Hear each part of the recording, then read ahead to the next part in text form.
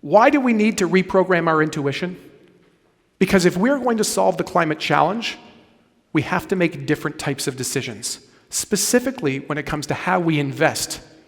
And that's what I do. I'm a climate investor. So, the first thing you need to do is you need to educate people.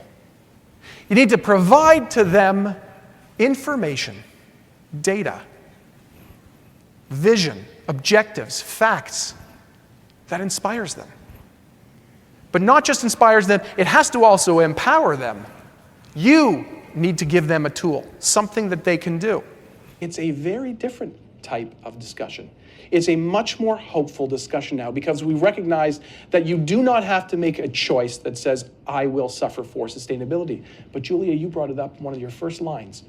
And I loved, so much progress has been made to alleviate poverty.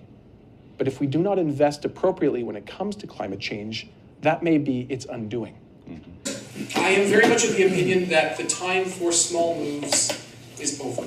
We do not live in an era where you can make incremental change anymore.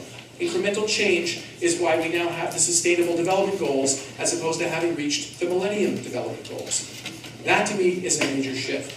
And that is a shift of mindset. There have been major step changes in history, and we have to start repeating those more and more and more often. A vision is where you want to go and what it is you're trying to achieve, right? A purpose is the reflection of what your achievement will deliver. It's your why.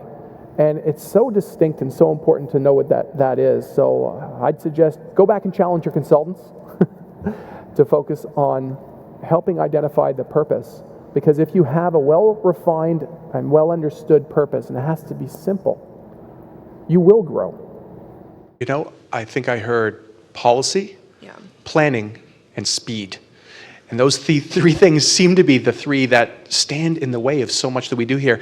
And there's something you said at the beginning that reminded me, I used to say to my students, which is, creativity is thinking new things, and innovation is doing new things. And we all talk about the fact that we're innovating all the time, but we're not. We're very creative. But we don't necessarily cross the chasm through to innovation, which is the application and the execution. I've been working in, let's call it, finance, climate, sustainable finance for a very long time. And I've heard all sorts of suggestions and analogies and all sorts of things. But one thing has stuck with me that I've heard over and over, that the most expensive words in business are, we've always done it this way. And after thinking about that more and more and seeing it happen over and over, I realized that perhaps the most costly words in climate tech are, it's obvious.